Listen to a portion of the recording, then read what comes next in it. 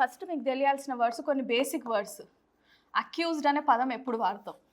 నేను చెప్తున్నానా మీరు ఆల్రెడీ మీరు కానీ క్లాస్ వినేవాళ్ళు కానీ ఆల్రెడీ ప్రాక్టీస్ నుండి ఈ పదాలు మీకు తెలుసుంటే వెరీ గుడ్. తెరవని వాళ్ళ కోసం బిగినర్స్ ఉంటారు. వాట్ ఐ హావ్ సీన్ ఏంటంటే చాలామంది కొన్ని తెలియవు అని చెప్పాలి అంటే కూడా పాపం మోమాట పడతారు. అరే ఇప్పుడు 3 years స్టాండింగ్ ఉంది అంటున్నారు, మా జేసీజే ప్రిపేర్ అవుతున్నారు, ఈ వర్డ్స్ కూడా తెలియదా అని చెప్పేసి ఉంటుంది. మనసులో పెట్టుకుంటారు, పాపం అడగరు. కాకపోతే నేను చెప్పాను కదా, ఐ ప్రిజంప్షన్స్ ఎవిడెన్స్లో చదువుకుంటాం కదా. సో ఐ ప్రెజ్యూమ్ మీరు బిగినర్స్, అందుకే వాళ్ళ నుండి చెప్తున్నా. సో అక్యూజ్డ్ అనే వర్డ్ ఎప్పుడు వాడతాను చెప్పండి? అక్యూజ్డ్ అంటే అతను నేరం చేసిండని ప్రూఫ్ కాలే, అతని మీద అభియోగం అంటే ఆయన మీద he is accused of this offence. ఇప్పుడు ఒక పర్సన్ ఉన్నారు, అతన్ని మేము ఏమనుకుంటున్నా అంటే ఈ పర్టికులర్ క్రైమ్లో ఆయన అక్యూజ్డ్ అంటున్నా, అంటే ఆయన నేరం చేసిందా చేయలే అని చెప్పేసి నేను పోలీస్ ఆఫీసర్ని, నేను ఎట్లా డిసైడ్ చేస్తాను? కోర్టు కదా చేయాల్సింది. కాకపోతే ఈ నేరానికి ఆయనకు సంబంధం ఉందన్న సస్పిషన్స్తో నేను అరెస్ట్ చేయడం, ఆయన కస్టడీలో తీసుకోవడం నేను చేశాను. సో ఇప్పుడు అతను నేను ఏమంటాను, అక్యూజ్డ్ అనే పదం అనే వాడతాం. అక్యూజ్డ్ అంటే he is accused of that offence, అంటే అభియోగం. అతని మీద ఈ నేరం అనేది నింద మోపబడ్డది, నువ్వు ఇది చేసావని చెప్పి నింద వేశావు. అర్థమవుతుందా?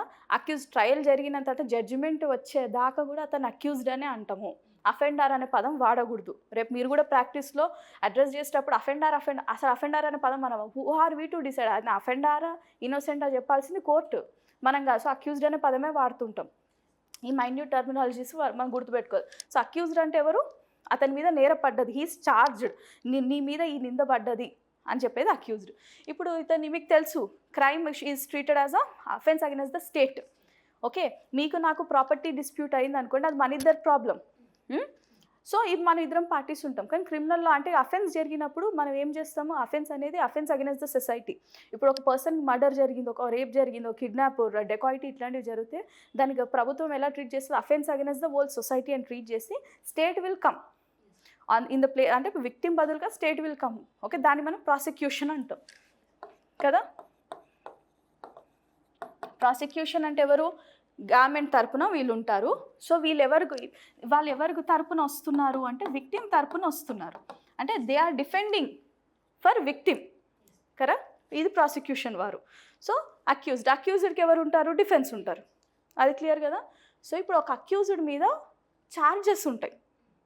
ఓకేనా. ఇప్పుడు పోలీస్ వాళ్ళు ఇన్వెస్టిగేషన్ అయిపోద్ది కదా, ఒక రిపోర్ట్ ఫైల్ చేస్తారు, పోలీస్ రిపోర్ట్ అంటాం. దాన్ని మన భాషలో ఛార్జ్ షీట్ అంటాం. ఛార్జ్ షీట్ ఫైల్ చేస్తారు. ఈ ఛార్జ్ షీట్ని బేస్ చేసుకొని కోర్టు వాళ్ళు ఛార్జెస్ ఫ్రేమ్ చేస్తారు. గుర్తుపెట్టుకోండి, ఛార్జెస్ ఎవరు ఫ్రేమ్ చేస్తారంటే కోర్టు ఫ్రేమ్ చేస్తుంది.